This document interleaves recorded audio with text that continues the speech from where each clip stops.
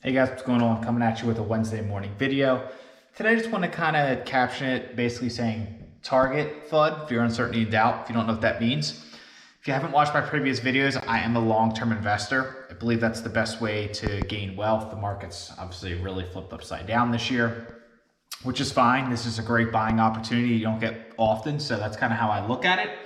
So basically I just want to talk about what dropped pre-market yesterday. So Target basically came out saying they were overstocked in basically all their clothing and stuff like that, not their food section, but basically their apparel section where they have like 30% off discounts, they have too much stock, and nobody's really buying anything anymore. So it kind of makes sense, consumers are getting squeezed at the pumps and just energy costs, and people want to get out and travel and vacation, stuff like that. So they're really not spending their money anymore on apparel stuff and stuff like that. So basically, this makes you wonder, is Target and other stores like that sell apparel also experiencing the same pain? Probably, maybe. Market, just basically like all retail stores. I mean, Walmart comes to mind because a lot of people compare Target and Walmart kind of as like competitors in the same space.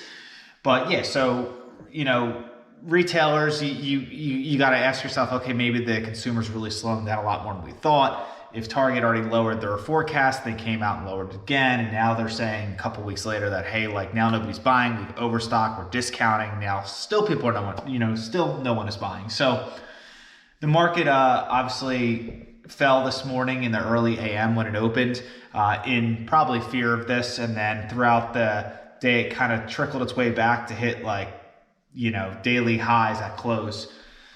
So basically where I stand in this market right now is, the sentiment I feel like is flipping a little bit. There's a lot of anticipation for the CPI reading. I'll talk about that at the end of the video, but I don't think the market really knows where it wants to go right now. So if you're a day trader, a swing trader, you're on margin or something like that, I don't know how people play this market because it's so unpredictable. Like things can drop like this in the morning, change the whole, daily sentiment.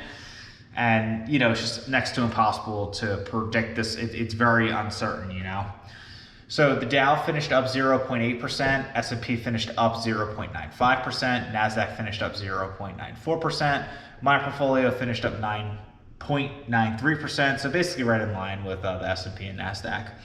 So what my plan is today, I'm going to sit tight. If there's a major pullback in the stocks I like, I'm really keep my eye on Affirm, Facebook, Amazon after the share split. If it keeps selling off and gets near those like 52-week lows again, I might have to buy some more Amazon, but we'll see.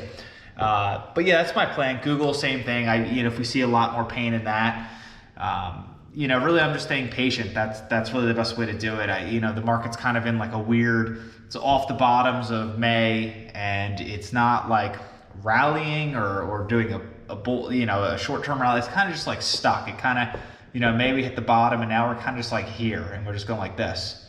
So I'm sure people are waiting for the CPI rating, obviously, but that's kind of where I'm at. So I'm just going to stay patient. Most of my positions are fully built out, or at least 75% built out. So if the market stays like this, I'll just gladly keep collecting cash. If it runs up, great. If it goes down, I'll buy more. So that's kind of my approach.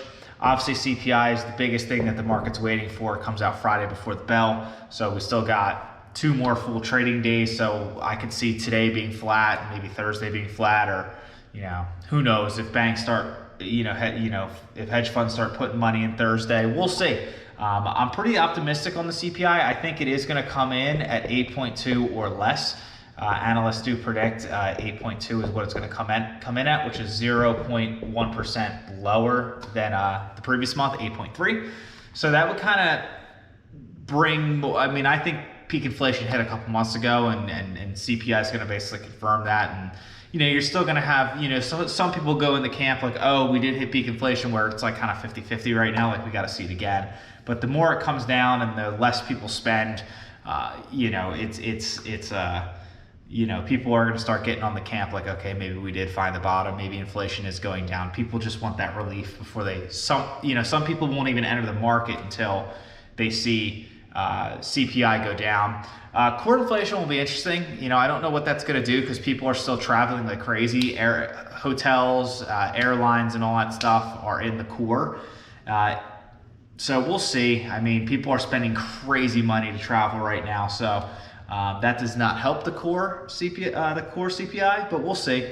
But yeah, that's kind of where I got. I'm just kind of, I didn't do any buying yesterday, didn't do any buying the day prior, so I'm kind of sitting tight, stacking my cash basically. But if I do buy, we'll make a video, let you know what percentage of that share or position I bought.